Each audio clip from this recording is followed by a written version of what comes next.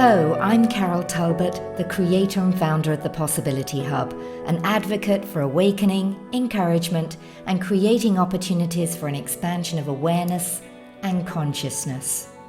Now, it's said that the condition of your environment affects your internal state. So in this video, I'm in conversation with Rasha Khoury to talk about Feng Shui, what it is, and how it can help you. So hello, Rasha, welcome to the Possibility Hub. And I'm so excited about our conversation because it's all about Feng Shui. And you're trained in different types of Feng Shui, which is contemporary, form, and intentional Feng Shui, I believe. So maybe we should start this conversation with helping people understand exactly what is Feng Shui and how it can benefit them.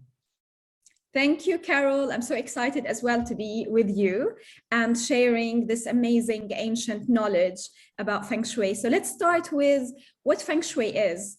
So Feng Shui is an art, is in science. It has a mathematic to it, science, and it started 4,000 years ago in China. And that's where people were very connected to the land. So they understood what lands are, what's good place to live, what good place to grow crops. So they had this strong connection with the lands, what they wanted to do. And they wanted always to have little bit of wind and little bit of water in order to have a good life, because an extra amount of water will have floods and they will not be able to grow their crops, wherein they have extra amounts of winds that will also give them a disturbance. So Feng Shui literally means in English is water and wind, which is a balance. So Feng Shui is a balance. When we bring Feng Shui into places, we want to work with the natural elements and we want to bring a balance into a space. Because when we are balanced as humans and when our environment is balanced, we blossom, we become more productive, more creative, happier, joyful, and that's where the energy is flowing in a lighter vibration. But when the energy is out of balance, that's when we are in a heavier vibration, and that's where the problem starts. So Feng Shui is basically bringing balance into a spaces and shifting that energy, the heaviness of energy out of a space and bringing a lighter vibration. So how does it do that? How does it bring in a lighter vibration? How does it do that? Okay, so let's start with, let's say someone wants to Feng Shui their home. So basically, classical Feng Shui, which is the foundation of all, which is what makes the difference and shifts in energy, is the classical. Classical is very similar to Chinese acupuncture. So it's the same foundation, the same thing, because when you go for Chinese acupuncture, you have a pain in your body. And what they do, basically, they read the energy of your body, they see where the pain is, and that's where the energy is stagnant, is not moving. And that's where the pain. So they bring a metal needle to that space, and then they allow the blood to flow. And once the blood flows, then the pain is gone. So classical Feng Shui has exactly the same thing. We come in, we read the energy, and that's basically, we take a campus reading, which has, its own numbers. We take when the house was built.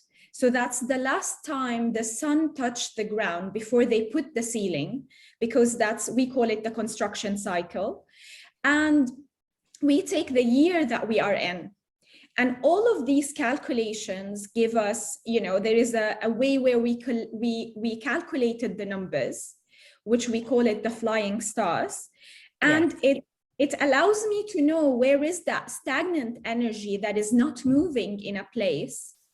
So we either bring a metal, a water, a fire, an earth, or a wood remedy, which is all natural remedies, into a space based on this calculation that we have made for the land, for the house.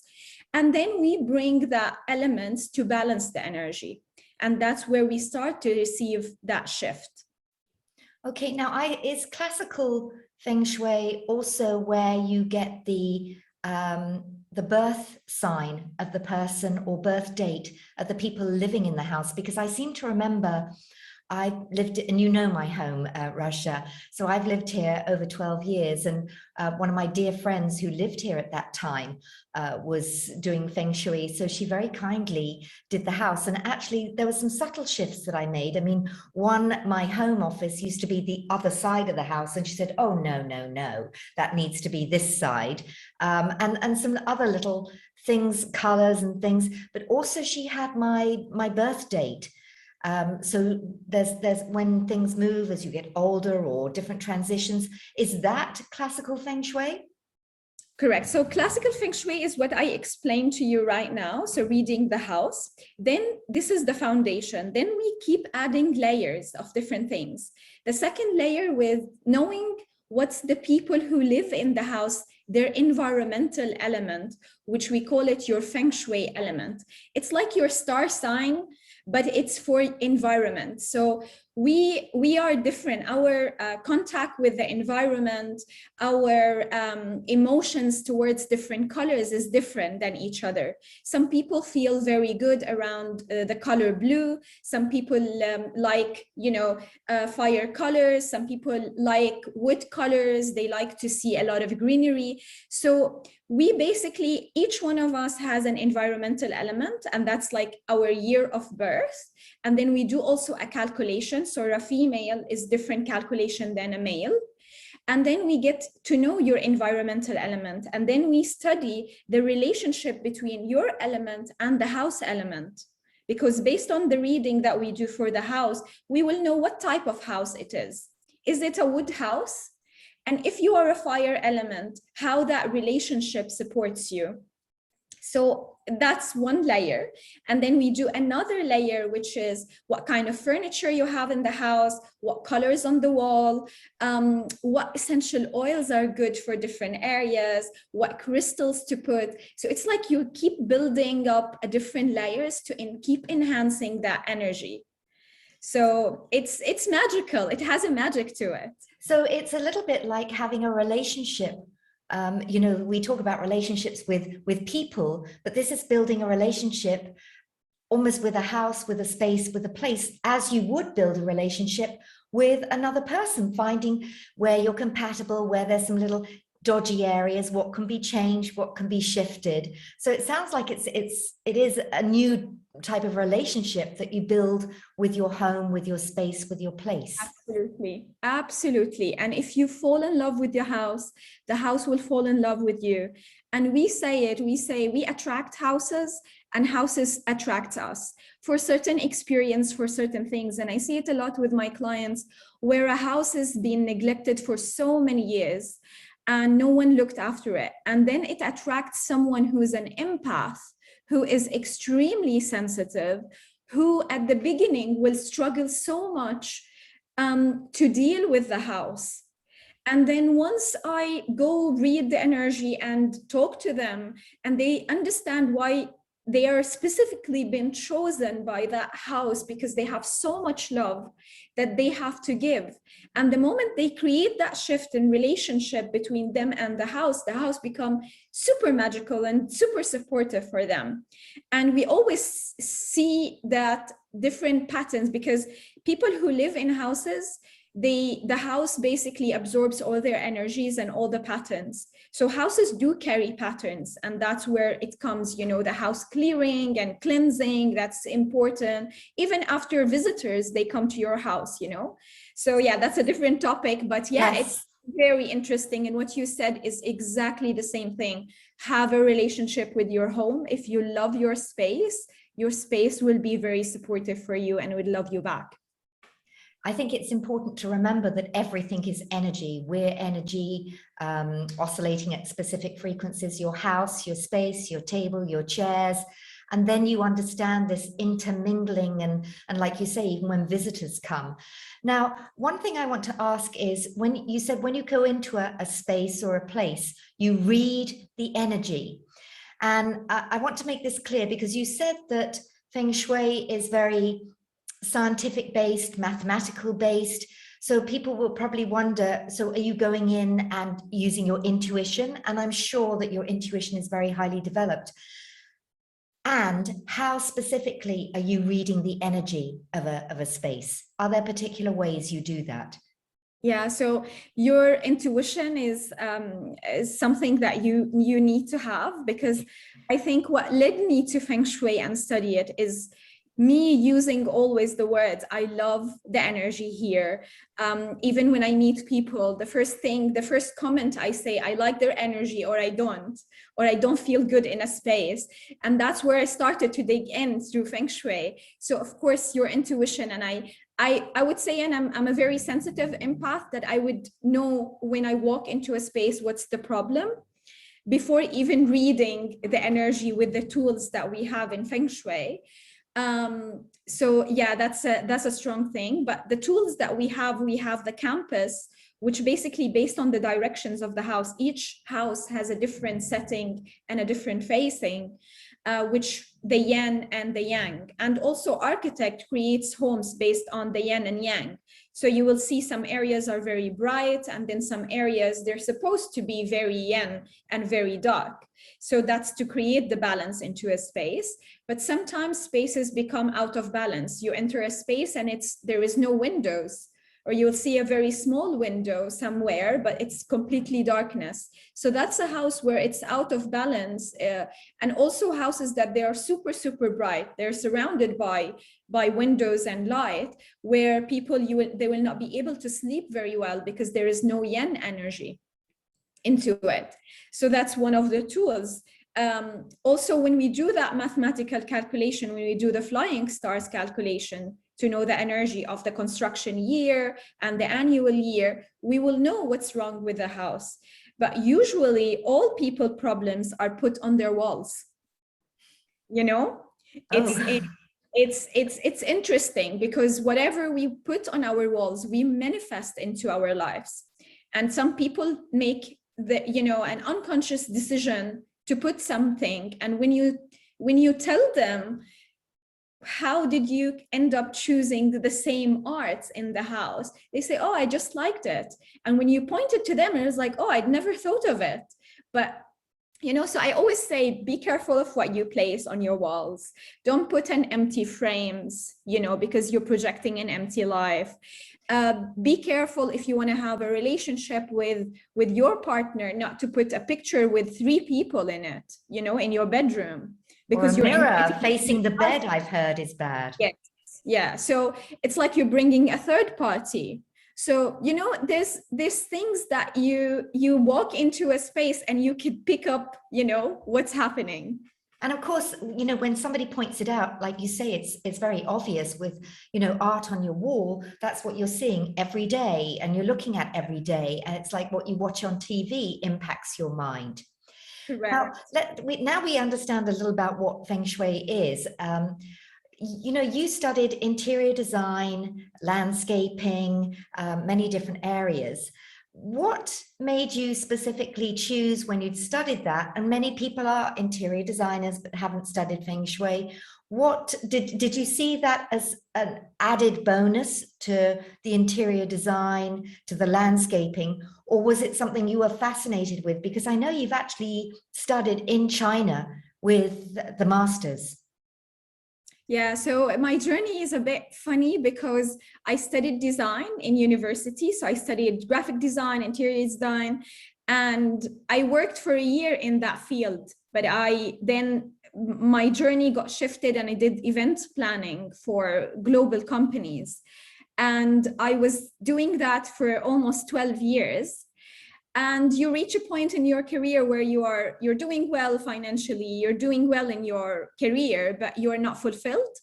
Yes. And I used to help everyone who comes to Dubai, if they want to, buy furniture. I will just do it as a hobby because I'm really good at it, because that's my background. But I just love doing homes. And I will just help everyone. Everyone comes to my house. They say, oh, it's very pretty. But I never really thought to continue in that, where my background is. But then when I hit a point where I'm not fulfilled, I'm not happy. I really don't care now about finance and how much I'm just not fulfilled.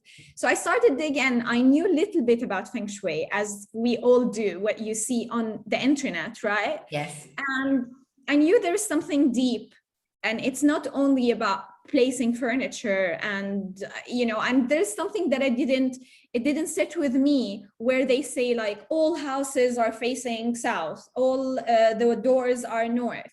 It doesn't make sense, because every house is in a different direction. Every house is in a different location. So you cannot apply, that Western Feng Shui to every home. So I started looking actually online. I was still in my previous job, but like I go back home and I'm just Googling, like, where can I study in China? And I couldn't find anything Feng Shui in China, because it's very secretive. It's just for Chinese people. They don't share it. Feng Shui masters work with the government and they don't work with anyone else. And even if you ask Chinese people, they all know it, but they don't share. It's not because they don't want to share, but it's something that they don't talk about. So even in China, that no one is allowed to build their houses facing south, because south is fame and power. So only government buildings are built facing south. So to keep the government in power. So this is how it is in China.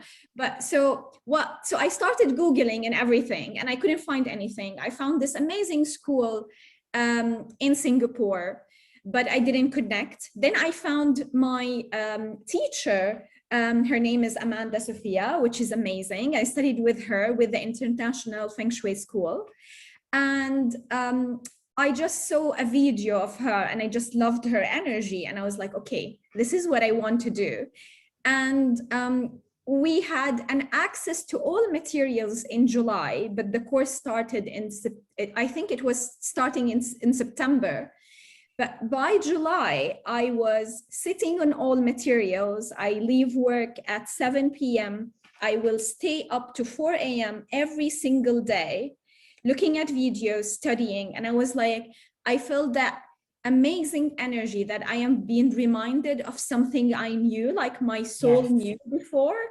And it brought me back to life. I was really depressed in that stage of my career, and no one really knew what's going on, but I wasn't really happy.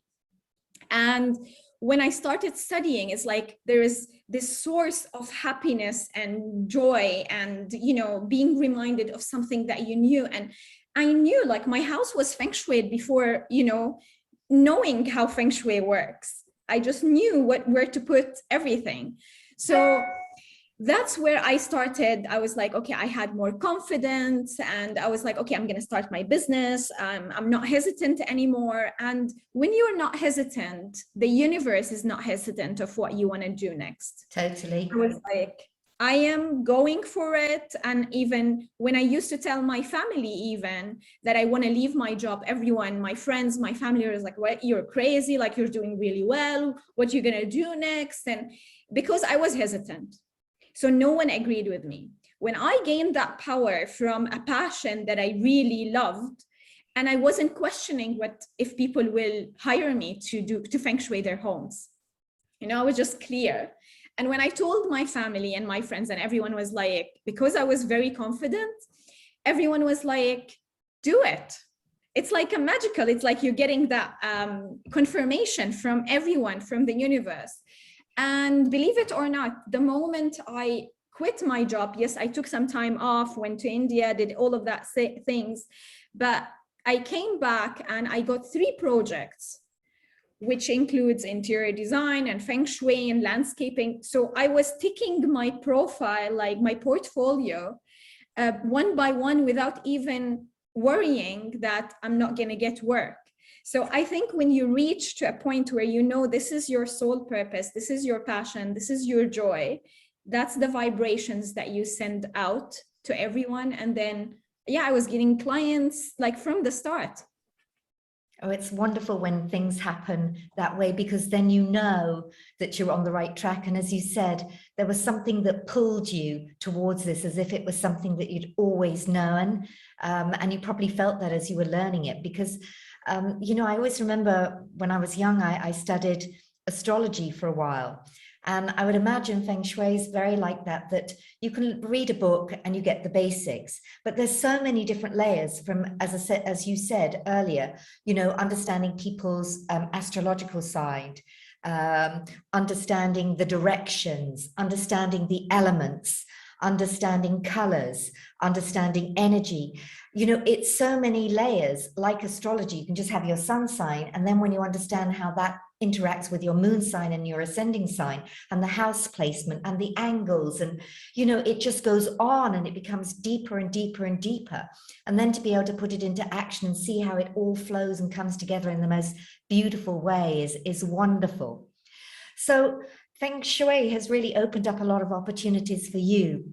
What opportunities and possibilities do you see that Feng Shui opens up for other people, and particularly your clients? Maybe you can share some of the lives that have been changed by creating a more pleasing environment. Yeah, so I feel blessed myself because I've experienced Feng Shui, and I think when you experience it yourself, you're able to share it with others. So I've seen shifts in people's lives where it comes to a business or a home. Just teaching people that we have, as you said, that relationship with the homes. And the moment you walk into a space, it needs to say, it's your home, and you need to feel it.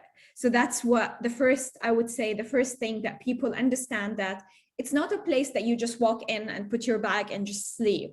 It's a place where you can be joyful and be happy and share moments and, you know, create an experience. So in kind of businesses, so I've seen enhances in businesses where I started with a client, they had only one place, and I did Feng Shui for them, and we were doing a lot of clearing as well.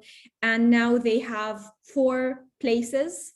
So we started with 1 and then 4, and we've always Feng Shuied all the places. I've also Feng Shuied their home, and just a shift in energy where people are sleeping better, being more productive, being more active, health-wise as well, because Feng Shui can point, like, because of the elements, let's say, for example, if someone has an excess of water energy in their home, like so much water there, it's out of balance.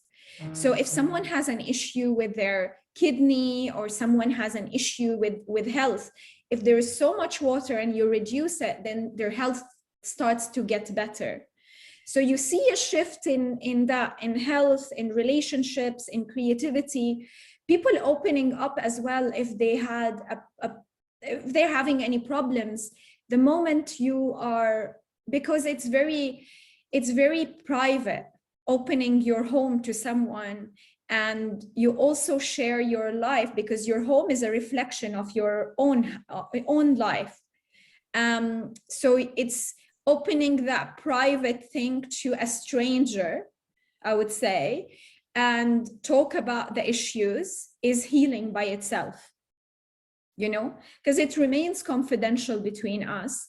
I know how can I help them within their homes, which when their homes is very supportive and they understand that and make conscious decisions to make changes, and they know consciously if they put this here, it will be better for them, or if they move their bed, or if they put a certain remedy there, it will shift the energy. The home will help them, but they also consciously, they're making sure that they are, you know, using affirmations on a positive notes, using artworks that manifest itself into their lives. So I see shifts in their personal lives, the relationships between people, a mother and a daughter that they argue a lot, how we can reduce that. So I've seen it all, I would say, and a positive things. Okay, now we talked at the beginning about there's classical Feng Shui, there's form, there's intentional. Do they all come together, or are they separate forms of Feng Shui? They all come together but for me, when someone says, can I Feng Shui my home? It's always a classical, because if you want to create a shift in energy, then classical is your main thing. And then, as I said, it's all layers, because if you just tell me, come, can you feng shui my home? And if I shift the bed and I change the color, yes, it will add, but it will enhance, let's say, at 20%. But when we put the foundation, when we fix the foundation and the energies from the start, that's an 80% shift. The extras are burning essential oils, is, you know, playing with the she in the smell, in the sight, and all of that. Bringing a life plants shifts the energy, but making sure that it's from the base is supportive is what makes the change. So I used to have like 3 packages before, where I just do intentional, I don't do classical. And after a year, I removed that, because I was like, I can't really promote feng shui if I'm just, you know, changing a flow of a house, but then they don't see a huge impact. No, I want them to experience the full thing. So yeah, so it needs to be combined all. Okay, so with that in mind, that really people need to sort of take a holistic view, is there some tips though we could share with our viewers and listeners that would help them in the meantime if they can't, if then they're not doing a full consultation, and small shifts and changes they can make themselves that will start enhancing the energy that they live in, that they spend their time in? So what would you recommend? Small shifts that people can make right now? Absolutely, we can do that. So the first thing is looking at the entrance of every house. So the entrance, we call it the mouth of chi, is where energy enters. And that's the most important thing. And I see a lot of people who live in townhouses or villas. Thank God, apartments, you only use one door. But I see it in townhouses and villas that people ignore completely the main door and use the garage door because it's more convenient and all of that. But I would say treat the energy as the most important guest that you are welcoming. Would you welcome the most important guest and allow them to enter from the garage door, or will you know, clean and put lights and, you know, fix the main door and welcome that important guest?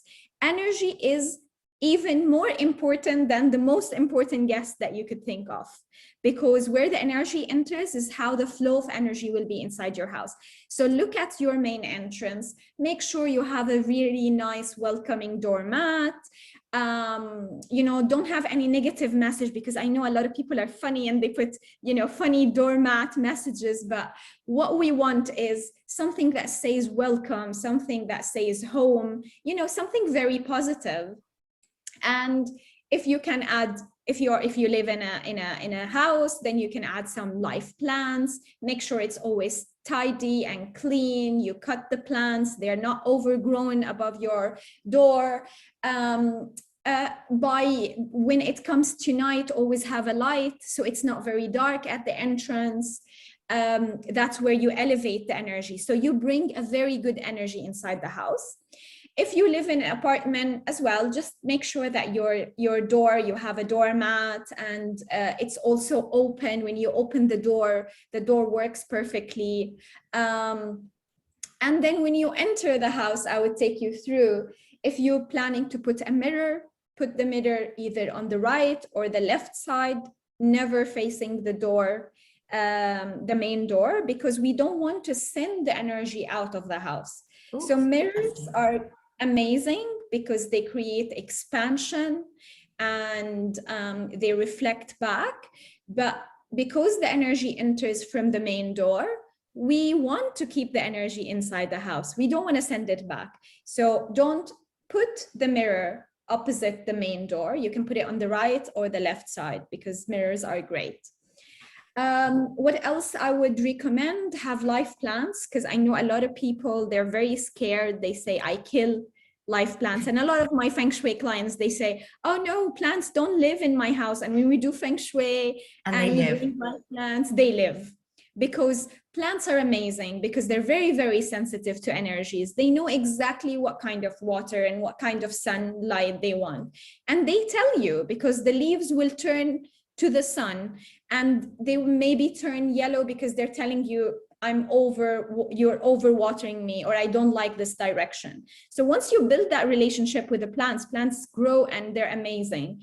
They don't only purify the air, but they bring the energy of growth into our spaces. So if we're looking for growth and good health, have a life plant, even if it's one plant that you care for. As well, I would say Himalayan salt lamps are amazing. So good for purification, also good for protecting from electromagnetic fields, helps with sleep. So if you have one at home and you switch it on, you know, it brings that beautiful color and it's natural, very good for nursery and kids' rooms. If they're scared to sleep at night and you want to make sure that they sleep nicely, Himalayan salt lamps are amazing. Don't bring anything that will hurt you, like any sharp things. If your conscious mind knows that if you have, let's say, you have kids and you have a table with sharp edges, then you know that it will hurt someone. So even in your subconscious mind, you will always have it back of your head that, so I would say avoid anything that, you know, is sharp around the house. Because energy doesn't like any sharp corners. So we like more of round things, oval, arches, and even pathways. We always like Mandarin pathways, something that it leads you somewhere and more than straight lines. Oh, that's beautiful tips today. So entrance is everything by the sound of it. That door, it's funny because I've just had my front door revarnished, so it's looking nice. So I probably need to get a new mat. And the sign that I had on the side has sort of been weathered with all the rain. So that needs to be renewed. So I've already got some tips. And mirror, if people have a mirror, and so many people, you walk in the room and or walk in their house and there's a little table and the mirror as soon as you come in. So shift that to either the right or the left. Living plants are great. And I do also know that sometimes when plants are not happy, you take them to your space and place, have them for a while, get them up and running again while you sort out the place they're going back to, and then put them back and they thrive again. So I know you've done that. And you also said salt lamps are great. And I must say the color glow from salt lamps is very pleasing, is very beautiful. So those are some wonderful tips that people can use straight away. And we're going to do a number of videos together because I'd also wanted to speak about the Chinese New Year that's coming up. And I suspect that maybe we should do a separate video on that. And I also wanted to do a series of videos, and you've already agreed, where we focus on other tips and things that you can do to attract more abundance or attract new relationships or repair relationships, other things that are very practical, which they can do themselves. And just the fact that you've shared more about Feng Shui hopefully will allow people to look around their space or their office and see where, maybe I need to shift that. You know, when you were saying about sharp objects, I'm in my sort of home studio and I'm looking at the wall here, and I was gifted, and it's in a beautiful frame. I was gifted this beautiful Omani dagger, and it's in a beautiful frame. And I'm just thinking, is a dagger really good to have on the wall? And as nice as it was and presented to me as a big thank you and everything, it's probably not appropriate, is it? And I've never thought of it like that. So I'm going to leave this session and have a little walk around my home and probably go online or out to the shops and see what I need to just make those little tweaks and adjustments to make it work. And I certainly look forward to the next session when we'll be talking about different areas of Feng Shui, which you can use to enhance other areas of your life. And of course, the approaching Chinese New Year. So thank you so much for your time, Rasha. It's been a very exciting and enlightening conversation. Thank you. Thank you so much, Carol, for the opportunity, for being there. And I hope it will help everyone. And I look forward for more tips about bedrooms and how you bring relationships, balance, and money. And yeah, we can talk about many things. Thank you, Carol, so much. Thank you.